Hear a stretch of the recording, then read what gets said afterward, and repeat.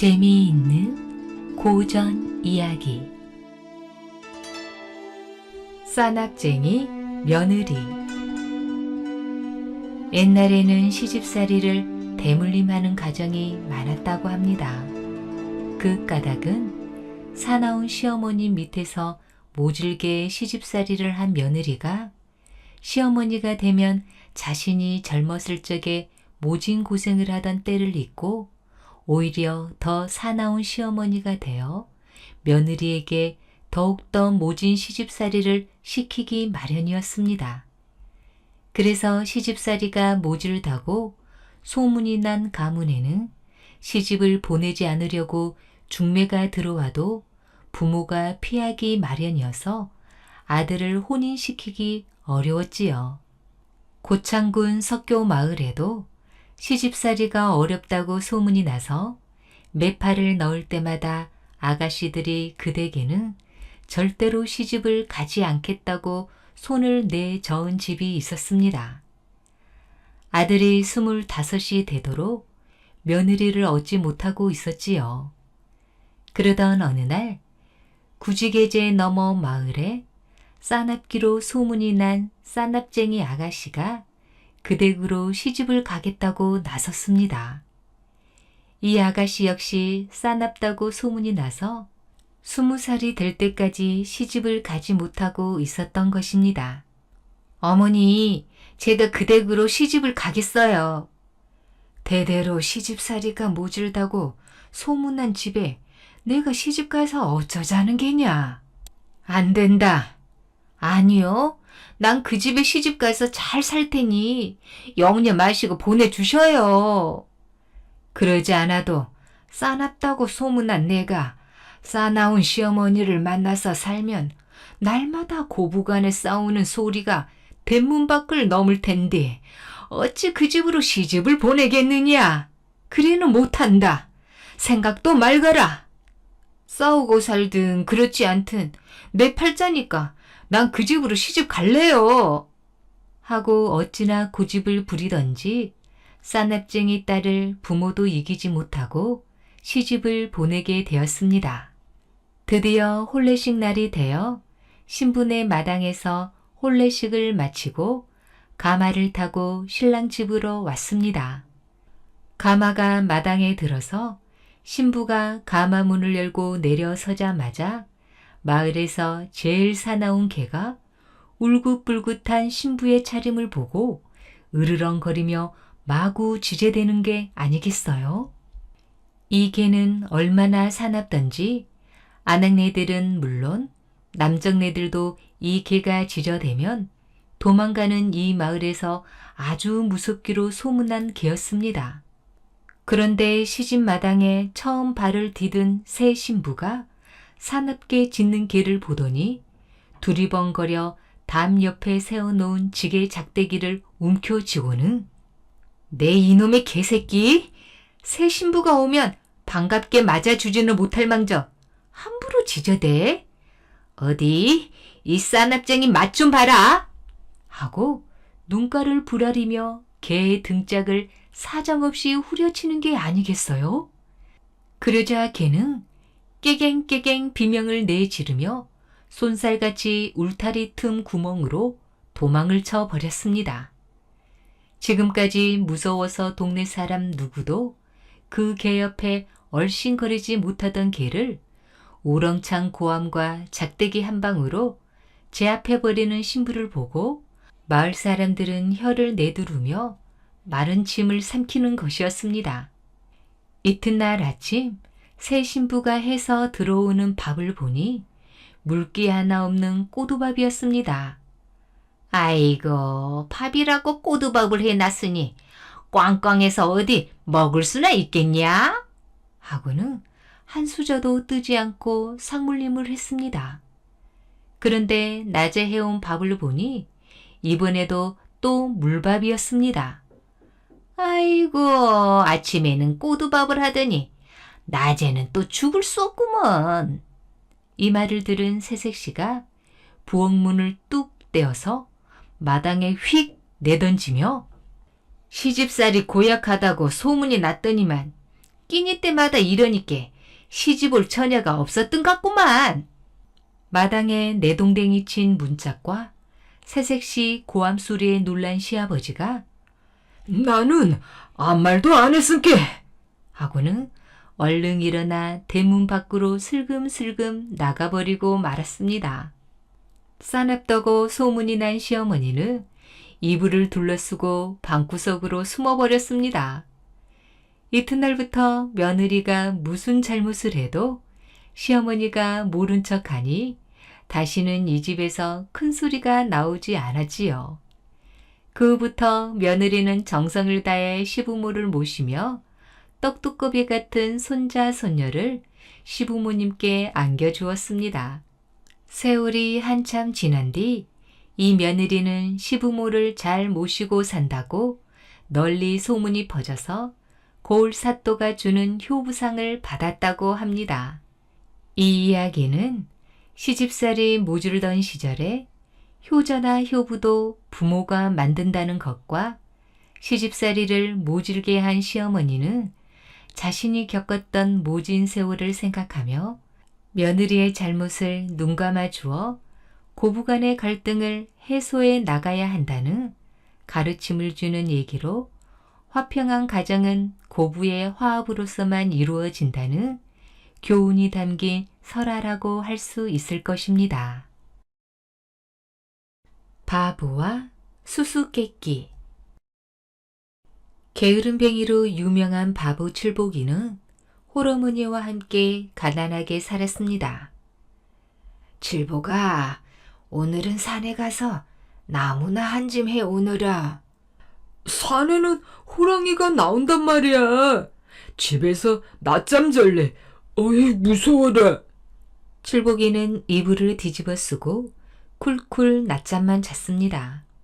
에휴, 장가를 가서 아들, 딸을 낳을 나이인데도 저 녀석은 날마다 낮잠으로 세월을 보내고 있으니.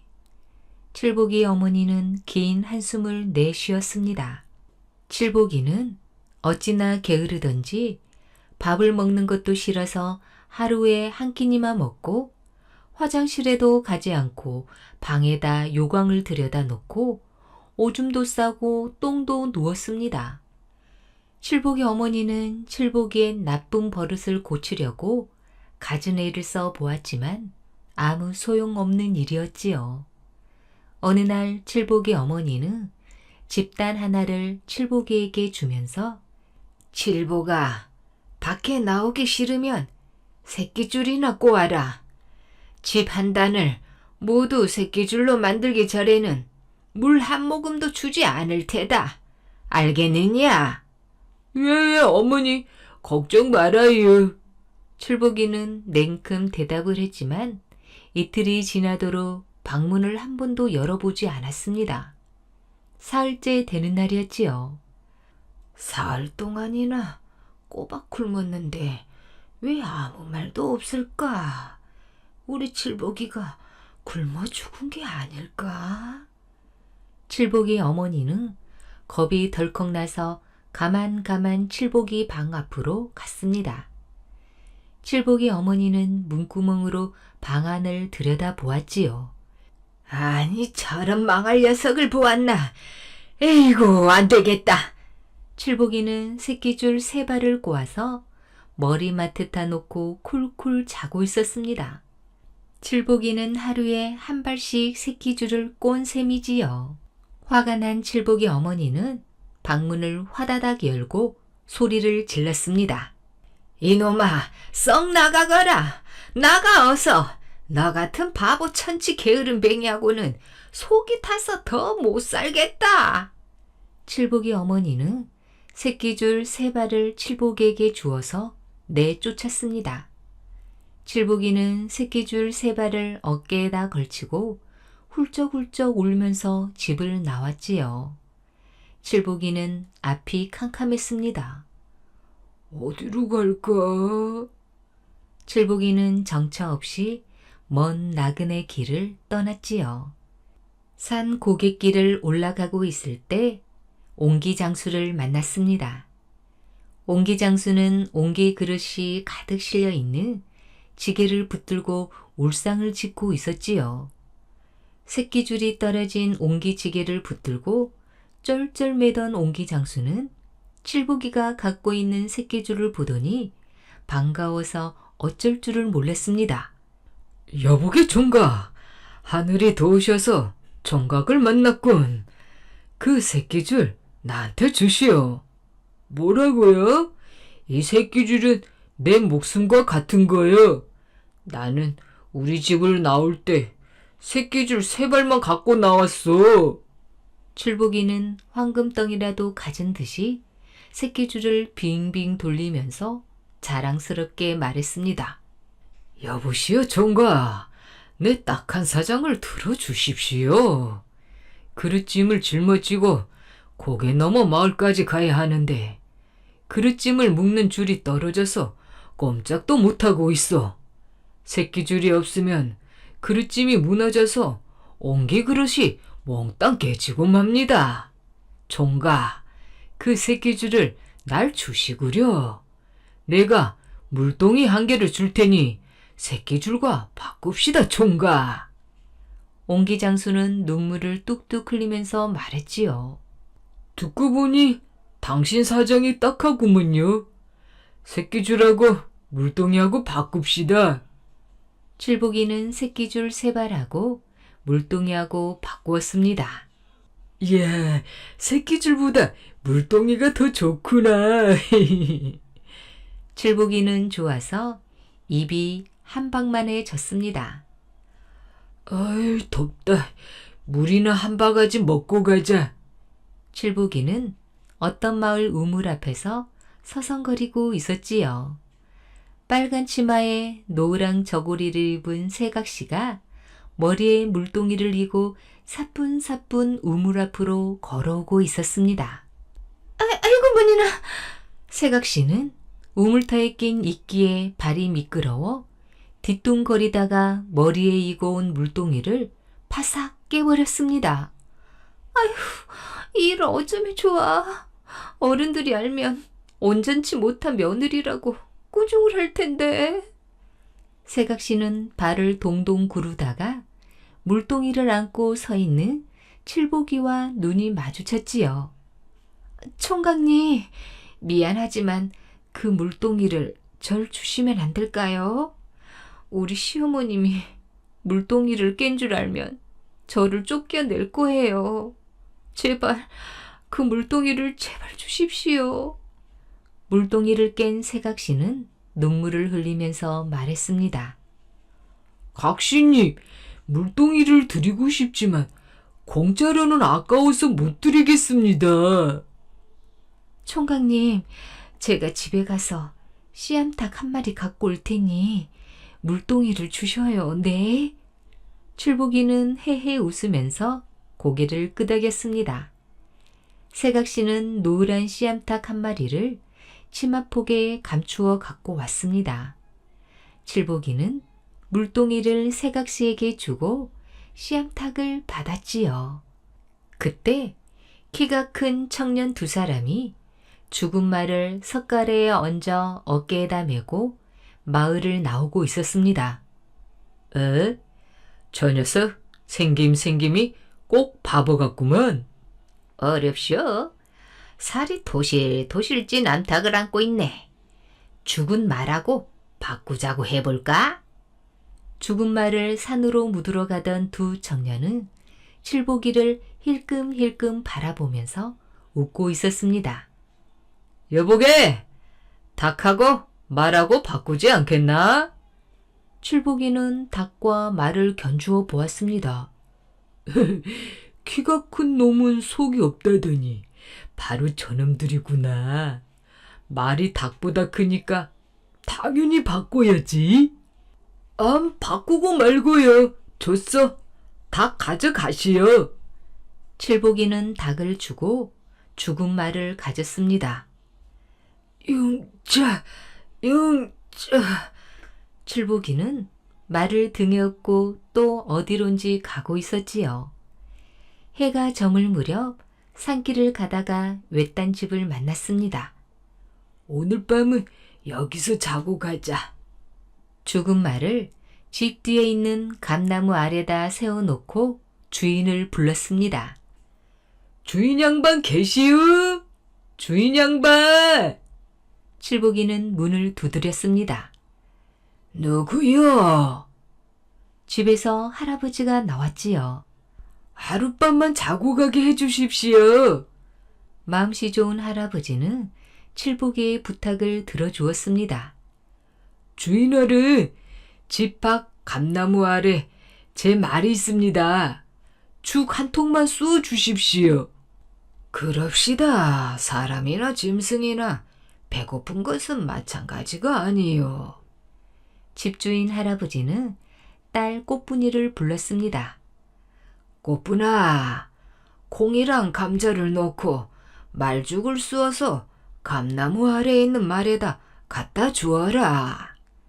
꽃분이는 말죽을 쓰고 칠복이는 저녁밥을 배부르게 먹은 뒤에 코를 드르렁 드르렁 골면서 쿨쿨 잠을 잤지요. 새벽이 되었습니다. 칠복이는 옆방에서 떠드는 소리에 깜짝 잠이 깨었습니다. 아버지, 큰일 났어요. 이 일을 어떻게 하면 좋아요? 울음 섞인 꽃분이의 목소리가 들려왔습니다. 아가, 무슨 일을 저질렀느냐? 울지 말고 천천히 이야기해 보아라. 아버지, 총각 손님이 데리고 온 말을 제가 죽였어요. 어떻게 내가 손님의 말을 죽였단 말이냐? 말죽을 주었는데도 먹지 않아서 말죽 바가지로 말 머리를 한번 때렸더니 말이 피그르르 쓰러져서 죽어버렸어요. 어이구, 큰일 났구나. 가난한 우리 신세에 어떻게 말값을 물어준단 말이냐? 꽃분이와 꽃분이 아버지는 땅이 꺼지는 한숨을 내쉬면서 걱정을 늘어놓고 있었습니다. 다음 날 아침에 꽃분이 아버지는 칠복이 앞에 무릎을 꿇고 앉아서 애원했지요. 총각, 죽은 말은 우리 집에 두고 우리 딸 꽃분이를 데리고 가주시오. 꽃분이 아버지는 큰 죄를 지은 사람 모양이냐 어쩔 줄을 몰라 하면서 말했습니다. 예, 꽃분 아가씨를 데리고 가서 장가들랍니다. 꽃분이를 데리고 우리 집에 가면 우리 어머니가 얼마나 좋아할까? 칠복이는 콧노래를 부르면서 꽃분이와 함께 칠복이네 마을로 돌아오고 있었지요. 응? 바보 멍청이 같은 녀석이 예쁜 처녀를 데리고 가는구나. 저 예쁜 처녀를 내가 빼앗을 순 없을까? 돈 많은 비당장수 총각이 칠복이와 꽃분이를 졸졸 따라오면서 중얼거렸습니다. 아이, 덥다 더워. 여기서 쉬어갑시다. 칠복이는 산길 느티나무 아래에 앉아서 땀을 닦았습니다. 아, 날씨 한번 덥구나. 비단장수 늙은 총각도 칠복이 옆에 앉았지요. 여보시오, 당신 나하고 내기 한번 합시다. 내기가 뭔지 나는 잘 할 줄 모르니 수수께끼를 합시다. 칠복이가 말을 받았습니다. 내기가 뭔지도 모르는 저런 바보 천치가 수수께끼를 하면 얼마나 어려울까. 비단장수는 콧방귀를 킁킁 뀌면서 희죽희죽 웃었습니다. 여보시오 총각, 당신이 낸 수수께끼를 내가 맞히면 총각님은 저 처녀를 나한테 주시오. 만일에 내가 수수께끼를 못 맞히면 나는 비단과 돈자루를 몽땅 주겠소. 그렇게 합시다. 칠복이는 고개를 끄덕이면서 대답했습니다. 바보 맹꽁이 같은 총각놈아, 바로 이것이 내기다, 내기야. 칠복이는 눈을 감았다 뗐다 하더니 무릎을 탁탁 치면서 내가 수수께끼를 낼 테니 비단 장수 양반이 맞춰보시오. 좋아요. 뭐든지 내보시오. 예써. 돈자루랑 비단짐이요. 당신도 처녀를 나한테 줄 결심을 하시오. 좋소. 수수께끼는 당신이 내지 말고 나 혼자만 내는 것을 합시다.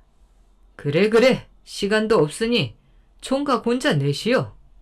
바보 게으름뱅이로 유명한 칠복이는 세상을 돌아다니는 동안 조금씩 사람이 되어가고 있었습니다. 방 안에만 틀어박혀서 똥만 싸고 낮잠만 잘 때와는 많이 달라져 있었지요. 총각, 뭘 망설이시오? 어서 수수께끼를 내시오. 내 말을 똑똑히 잘 들어보고 대답하시오. 자, 문제 냅니다. 새끼줄 세 발이 물동이가 되고 닭이 되고 말이 되었다가 사람이 되었소. 그게 뭔지 맞춰보시오. 비단장수 총각은 고개를 갸웃거렸습니다.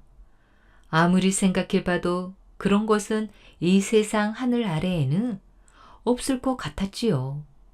비단장수 늙은 총각은 주문을 외우듯이 새끼줄이 물동이가 되고 물동이는 닭이 되고 닭은 말이 되고 말은 사람이 되고 아무리 생각해도 알아낼 수가 없었지요. 해가 서산에 뉘엿뉘엿 넘어가고 있어. 빨리 말하시오. 나는 죽었다 다시 살아나도 모르겠으니 당신이 말하시오.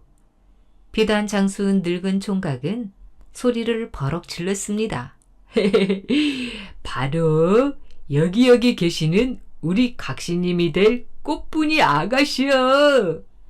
칠복이는 새끼줄 세 발로 인연이 되어 꽃분이 처녀를 얻게 된 이야기를 자세히 들려주었습니다. 바보를 깔보다가 내가 바보한테 졌구먼. 비단장수 늙은 총각은 진짜 바보처럼 우두커니 서서 웃고만 있었습니다. 칠복이는 집으로 돌아와 꽃분이를 신부로 맞이하고 홀 어머니를 모시고 행복하게 살았다고 합니다. 욕심쟁이 형과 남생이. 옛날에 한 형제가 살고 있었습니다. 부자이며 욕심쟁이인 형은 앞마을에 살았고 가난하지만 마음씨 착한 동생은 뒷마을에 살았습니다.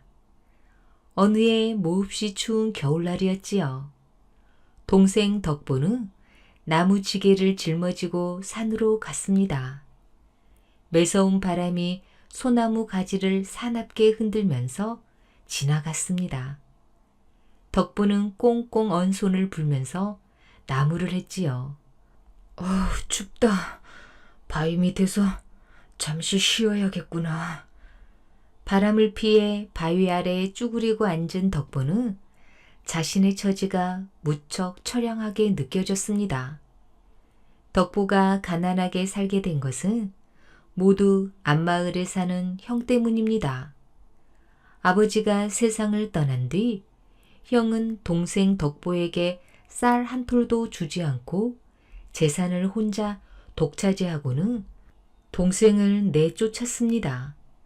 집에서 빈손으로 쫓겨난 덕보는 뒷마을에 와서 뗄나무를 해다 팔며 살았지요.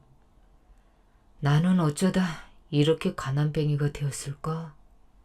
덕보는 한숨을 내쉬면서 중얼거렸습니다. 그러나 착한 덕보는 형을 원망하거나 미워하지 않았습니다. 그때 갑자기 누군가의 목소리가 들려왔습니다. 나는 어쩌다가 이렇게 가난뱅이가 되었을까? 덕보는 깜짝 놀라 사방을 두리번거렸지요. 그러나 아무리 둘러보아도 주위에는 아무도 없고 바람소리만 쌩쌩 들려왔습니다. 이상하다. 누가 내 말을 흉내내는 것일까? 도깨비나 귀신이 나를 홀리려고 장난을 치는 게 아닐까? 덕보는 누가 자기 말을 흉내내고 있는지 알아내기 위해 다시 말을 해보았습니다. 내 말을 흉내내는 녀석이 누구냐? 내 말을 흉내내는 녀석이 누구냐? 이 녀석 봐라. 넌 누구냐? 이 녀석 봐라. 넌 누구냐? 덕분은 계속 말을 하면서 소리가 나는 쪽으로 가까이 가 보았습니다. 그랬더니 소나무 밑에 남생이 한 마리가 있었습니다. 남생아, 내가 내 말을 흉내냈었구나. 남생아, 내가 내 말을 흉내냈었구나. 남생이는 계속 덕보의 말을 따라했습니다. 참으로 신기한 남생이도 다 있었구나. 남생이가 말을 하다니? 마을로 가지고 가면 재미있는 구경거리가 되겠는걸? 덕보는 남생이를 품에 안고 집으로 왔습니다. 덕보네 집에 말하는 남생이가 있다네. 우리 말하는 남생이를 보러 가세. 마을 사람들이 말하는 남생이를 보려고 덕보네 집으로 모여들었습니다. 여보게, 덕보. 자네 집에 말하는 남생이가 있다던데 그게 정말인가? 여보게 덕배, 자네에게 말하는 남생이가 있다던데 그게 정말인가? 덕보 앞에 있던 남생이가 대추나무집 할아버지의 말을 흉내내었습니다. 허허, 정말로 남생이가 말을 하는구나. 허허, 정말로 남생이가 말을 하는구나. 남생이가 또다시 말을 흉내냈습니다. 그때 한 구경꾼이 앞으로 나서면서 말했지요. 이렇게 신기하고 재미있는 구경을 공짜로 할 수는 없지. 모두들 한 냥씩 내고 말하는 남생이를 구경하세. 그게 좋은 생각이요. 이런 구경거리는 100냥을 주어도 보지 못할 거요. 덕보는 마음씨가 곱고 착하니까 신령님이 복을 내려 말하는 남생이를 덕보에게 준 것인지 모르지요. 마을 사람들은 돈을 한 냥씩 내고 남생이 구경을 했습니다. 덕보의 집에 말하는 남생이가 있다는 소문은 하룻밤 사이에 이고을 저 마을로 퍼졌지요.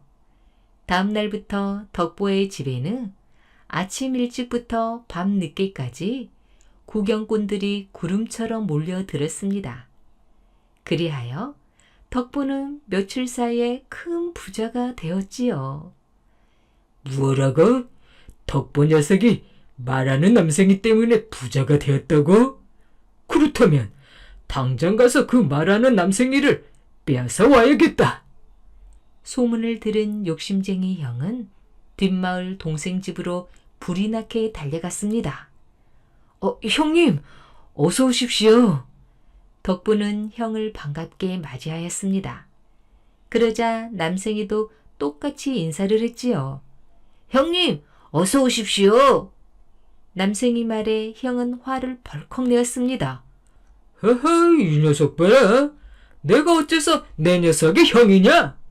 허허, 이 녀석 봐라. 내가 어째서 내 녀석의 형이냐?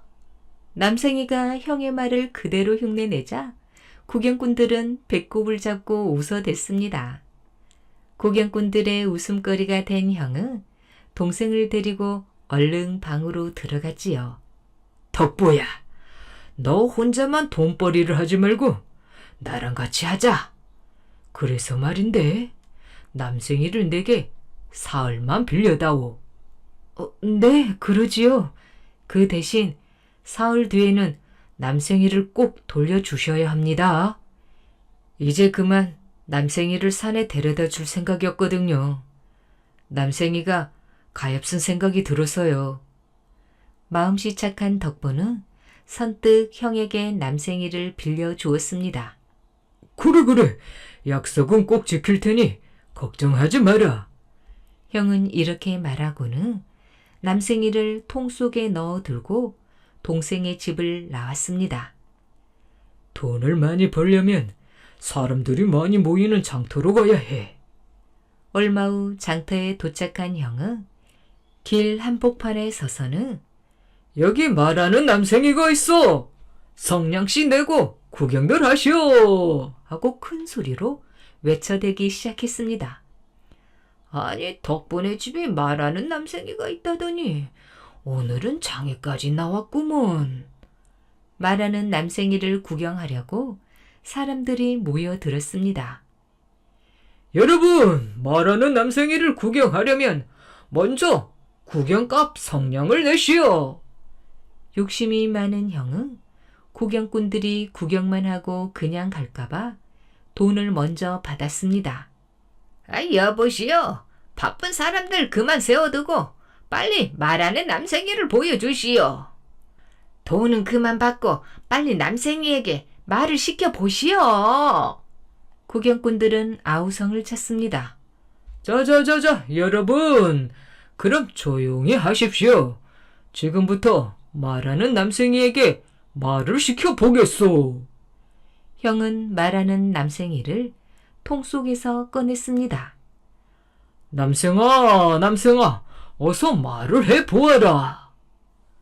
그러나 남생이는 말을 하지 않고 두 눈만 멀뚱거렸습니다. 남생아, 어서 말을 해보라니까, 어서! 남생이는 여전히 아무 말도 없었습니다. 여보시오, 남생이가 아무 말도 못하지 않소. 어서 돈을 내놓으시오. 나쁜 사람 같으니 어서 돈을 내놓으시오. 사람들을 모아놓고 속임수를 쓰다니. 화가 난 구경꾼들은 형에게 우르르 달려들어 사정없이 때렸습니다. 형은 할 수 없이 구경꾼들에게서 받았던 돈을 돌려주며 잘못을 빌었지요. 구경꾼들이 돌아간 뒤 단단히 화가 난 욕심쟁이 형은 이 쓸모없는 녀석아, 너 때문에 망신당하고 사람들한테 몰매만 맞았잖아. 에잇! 하고는 남생이를 냅다 길바닥에 내동댕이 쳤습니다. 그런데 워낙 세게 내던진 바람에 그만 남생이가 죽고 말았지요. 그러고도 화가 풀리지 않았는지 욕심쟁이 형은 씩씩거리면서 뒷마을 동생네 집으로 달려갔습니다. 덕부야! 내 녀석 때문에 돈을 벌기는커녕 매만 실컷 맞고 왔다. 그러니 어서 약값을 내놓아라. 형은 아무 죄도 없는 덕보에게 고래고래 고함을 질렀습니다. 형님, 남생이는 어디에 두고 오셨습니까? 두고 오긴? 남생이는 장터 길바닥에 죽어있을 게다. 아무 쓸모도 없는 벙어리 남생이를 데리고 다녀서 무얼 하겠느냐? 남생이가 죽다니요. 덕보는 깜짝 놀라서 급히 장터로 달려가 보았습니다. 정말 남생이는 죽은 채로 길바닥에 내팽개져 있었습니다. 남생아! 불쌍한 남생아!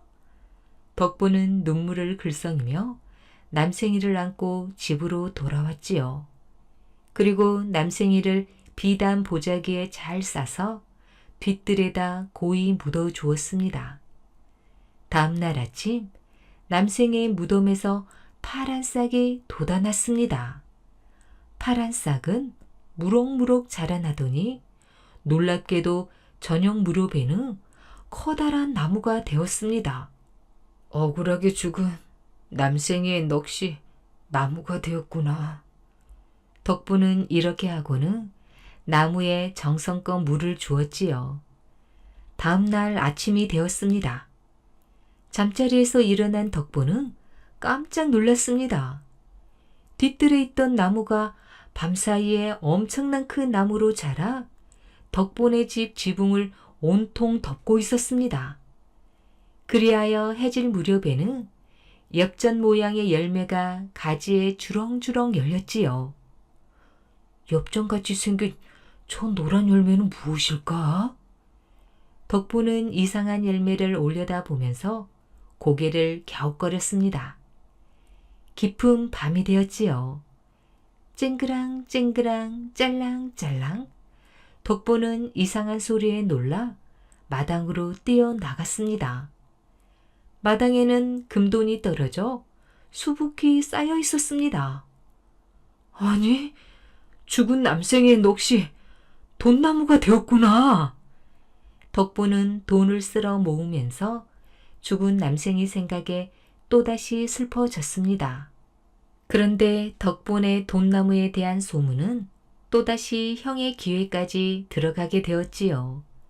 욕심쟁이 형은 전처럼 동생네 집으로 달려왔습니다. 덕부야, 소문을 듣자 하니 내 집에 돈 열리는 나무가 있다면서. 옳지, 바로 저 나무로구나. 집에 가져다 심게 가지 하나무 꺾어다오. 예, 형님. 이번에도 덕보는 선뜻 돈나무 가지를 뚝 꺾어 형에게 주었습니다. 그러나 형은 집으로 돌아갈 생각은 하지 않고 다시 손을 내밀었습니다. 하나는 너무 적으니 한 가지만 더 꺾어다오. 덕보는 서슴지 않고 가지 하나를 또 꺾어 주었습니다. 아우야, 2개를 심었다가 1개가 죽으면 하나만 덜렁 남게 되니까 가지 하나만 더 꺾어다오. 이번에는 내가 골라서 꺾어 가겠다. 형님, 그렇게 하십시오. 욕심쟁이 형은 가운데 있는 큰 가지를 꺾었습니다. 집으로 돌아온 형은 앞마당과 뒷마당, 그리고 옆마당에 각각 돈나무 가지를 1개씩 심었습니다. 돈나무는 무럭무럭 자라서 하룻밤 사이에 형의 집을 온통 뒤덮었지요. 우당탕탕 우당탕탕 집이 떠나갈 듯한 커다란 소리에 형은 깜짝 놀라 밖으로 뛰어나가 보았습니다. 아이고, 이게 뭐지? 어제 심은 나무에서 돌멩이가 떨어지는구나. 돈이 열리기는커녕 나무에서는 커다란 돌멩이들이 쉴 새 없이 떨어져 내렸습니다. 형은 어찌할 바를 모르고 2 발만 동동 굴렀지요. 다음 날 아침이 되었습니다. 주먹만한 돌멩이들이 우박처럼 계속 쏟아져 내렸습니다. 그러자 욕심쟁이 형의 집이 무너져 내리기 시작했지요. 잠시 후 형의 집이 있던 자리에는 커다란 돌산이 생겨 버렸습니다. 친정 아버지의 국그릇. 어느 마을에 한 노인이 살고 있었습니다. 늦가을이 되어 한 해의 농사를 모두 끝낸 노인은 마음이 후련했습니다. 벽가마니와 그 밖의 곡식가마니들이 창고 가득히 쌓였으니 먹지 않아도 배가 부를 정도였지요. 노인은 마루에 앉아 긴 담뱃대에 담배를 담아 불을 붙였습니다. 뻐끔뻐끔 담배를 피우면서 높은 고개를 3개씩이나 넘어 시집을 간 딸 생각을 했습니다. 사돈댁에서도 가을 거지가 끝났겠지? 한 해 농사를 짓느라고 딸 애는 또 얼마나 고생이 많았을까.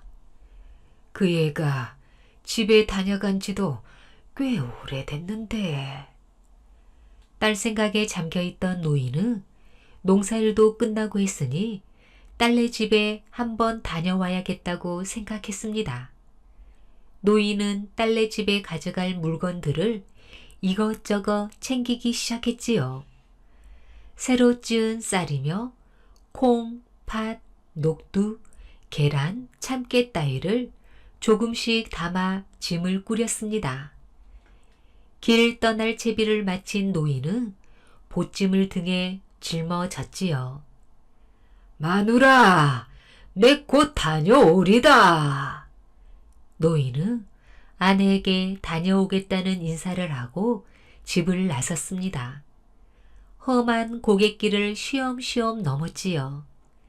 등에 진 짐이 조금 무겁게 느껴졌습니다. 하지만 딸을 만난다는 설레임 때문에 조금도 힘든 줄을 몰랐습니다. 1고개를 넘고 2고개를 넘고 마침내 3번째 고개를 모두 넘었습니다. 딸네 집이 있는 마을이 보였지요. 노인의 발걸음은 더욱 힘이 솟아나는 듯 했습니다. 날은 이미 어두워져 땅거미가 드리워지고 있었습니다. 딸네 집에 도착한 아버지는 대문 밖에 서서 딸을 불렀습니다. 저녁 때가 되어 부엌에서 밥을 짓던 딸이 달려 나왔습니다. 아버님! 아버님 오셨어요? 집엔 별일 없으시죠? 농사일은 잘 되었고요.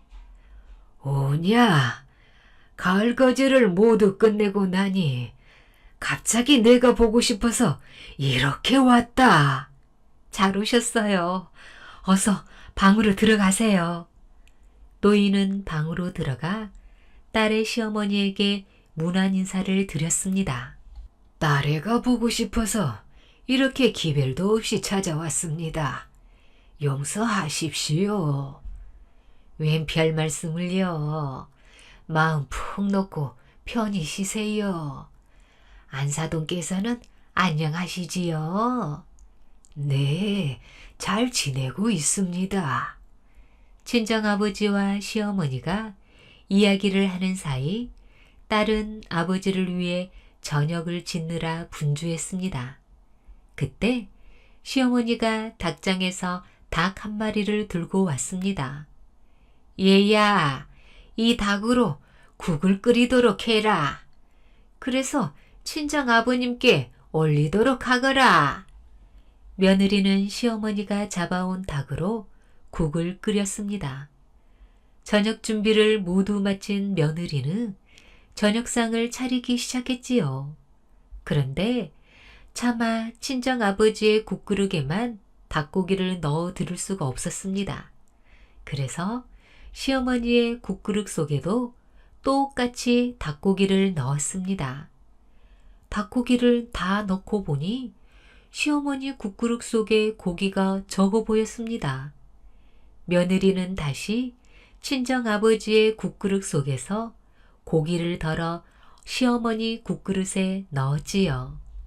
그렇게 몇 차례 하고 나자 시어머니의 국그릇 속엔 닭고기가 가득했습니다. 반대로 친정아버지의 국그릇 속엔 멀건 국물만 가득했지요. 며느리는 저녁상을 들고 방으로 들어갔습니다. 친정아버지는 모처럼 딸네 집에 와서 고깃국을 먹는다는 생각에 기분이 좋았습니다. 그런데 자기 밥상의 국은 멀건 국물과 뼈다귀 뿐이었습니다. 반면에 사돈 국그릇엔 살코기만 가득한 것이었지요. 그런 까닭을 모르는 노인은 멋쩍은 생각이 들자 일부러 닭고기를 먹는 채 하느라 땀을 쏟고 있었습니다. 한편 안사돈은 연신 땀을 훔쳐내면서 살코기를 먹느라 바빴습니다. 안사돈이 노인을 바라보면서 사돈, 가을 닭이라 참 질기죠? 하고 말했지요. 그러자 노인은 질긴 양반은 질기고 안 질긴 양반에겐 안 질기죠 하면서 자신의 멀건 국물을 숟가락으로 휘 젓고 있었답니다. 개미의 허리가 가늘어진 이유. 이 세상에서 제일 부지런한 것은 개미라고 합니다. 정말 개미는 나서부터 죽을 때까지 잠시도 쉬지 않고 일만 합니다. 그런데 이렇게 부지런한 개미도 옛날에는 게을렀던 때가 있었습니다. 아니, 원래는 게을렀었는데 토끼 때문에 부지런해졌다고 합니다. 아주 오랜 옛날 개미들은 토끼 등에 집을 짓고 토끼 등에서 피를 빨아먹고 살며 일을 하지 않고 빈둥빈둥 놀기만 하였습니다.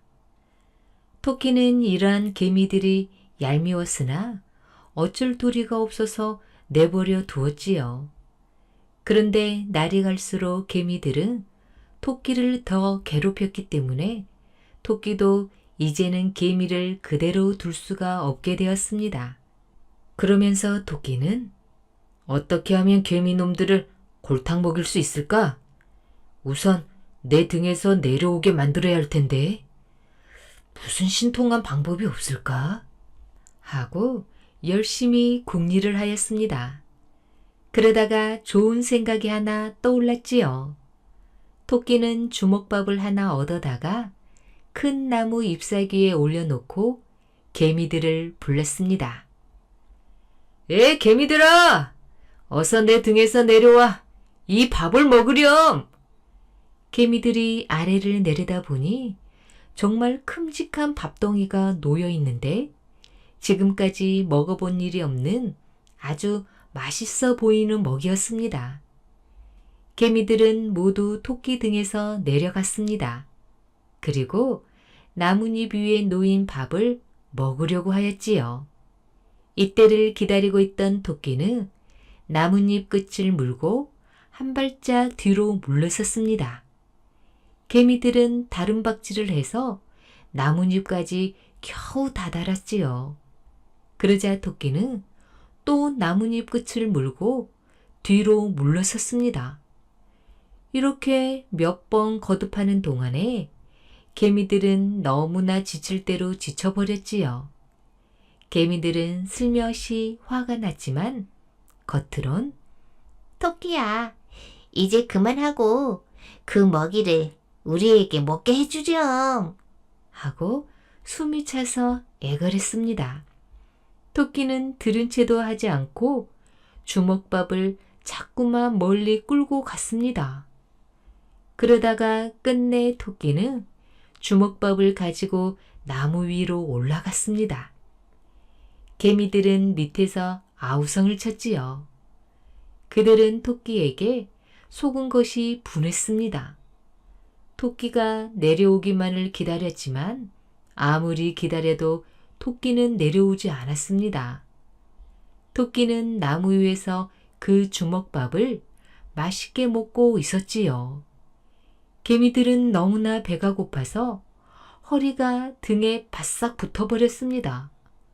그리고 너무 지쳤기 때문에 눈도 움푹 패였습니다. 바로 이때 토끼가 먹던 주먹밥에서 밥알이 하나 땅에 떨어졌습니다.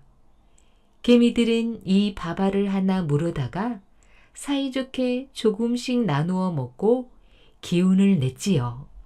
그러고 나서 개미들은 토끼가 내려올 때를 기다리고 있다가 우리 모두 굶어 죽겠다. 그러니까 이제부터는 우리 힘으로 먹이를 찾아보자. 하고 모두 용기를 내어 사람 사는 동네로 내려갔습니다. 동네에 가보니 먹이가 많았습니다. 개미들은 힘을 합해 그것을 조금씩 산으로 옮겨왔지요. 그리고 굴을 파고 그 속에 먹이를 저장하였습니다.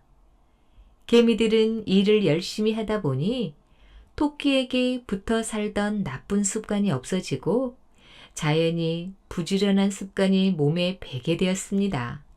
그리고 또 개미의 허리가 가는 이유는 개미가 일을 하기 전 너무나 배가 고파서 배가 허리에 달라붙었기 때문이랍니다. 또 눈이 움푹 팬 것은 너무 지쳤기 때문이라나요? 12띠 이야기. 아득한 옛날에는 시간을 나타내는 방법이 없었어요. 그래서 불편한 일이 한두 가지가 아니었지요. 사람들의 불평소리가 하늘에 있는 옥황상제의 귀에까지 들렸어요. 옥황상제는 고민 끝에 한 가지 방법을 생각해냈답니다. 옥황상제는 숲속 동물들을 한자리에 모아놓고 말했어요. 내일 아침에 강 건너기 경주를 열겠다. 강 건너에 도착하는 순서대로 12동물을 뽑아 사람들에게 시간을 알리는 벼슬을 주겠노라. 고양이와 쥐는 단짝이었어요. 그런데 둘 다 수영을 못해 걱정이었지요.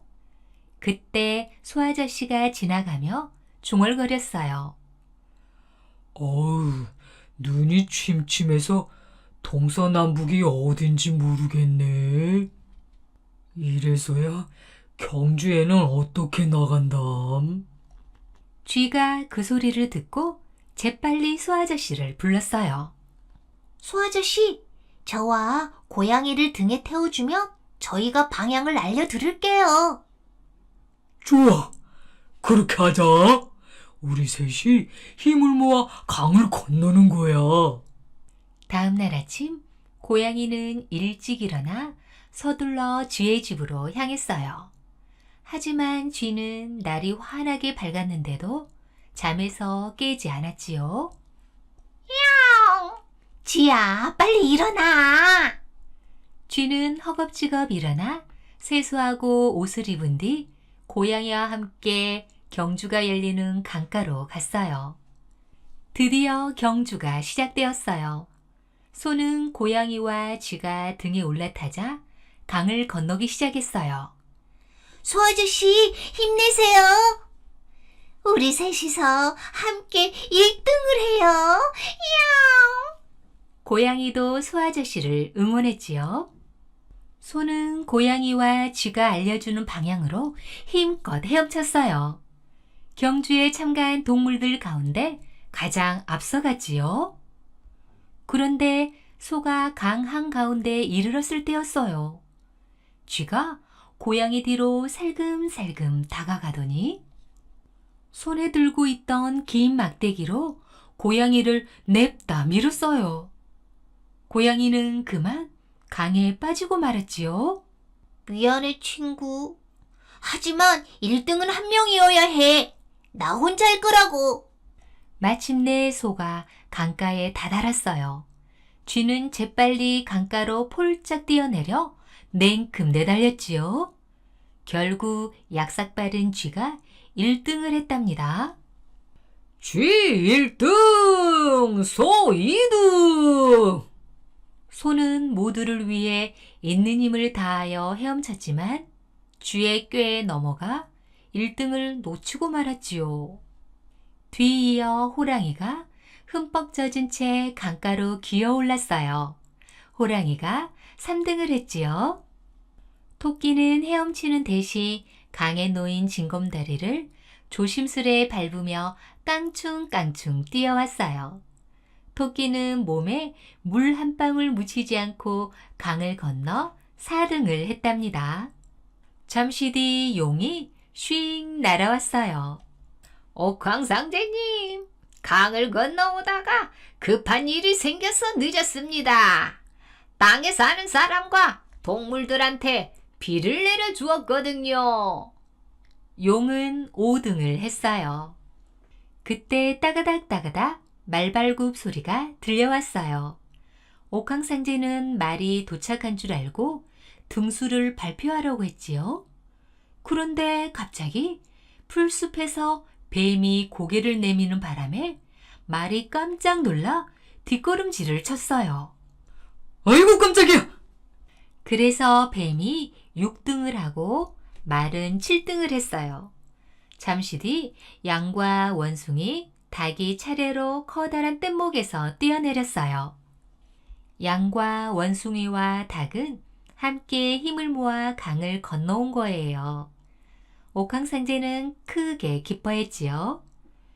양과 원숭이, 닭은 차례로 8등, 9등, 10등이다. 옥황상제의 말이 끝나자마자 개가 달려와 11등을 했어요. 돼지는 숨을 헐떡이며 달려왔지만 12등을 했지요.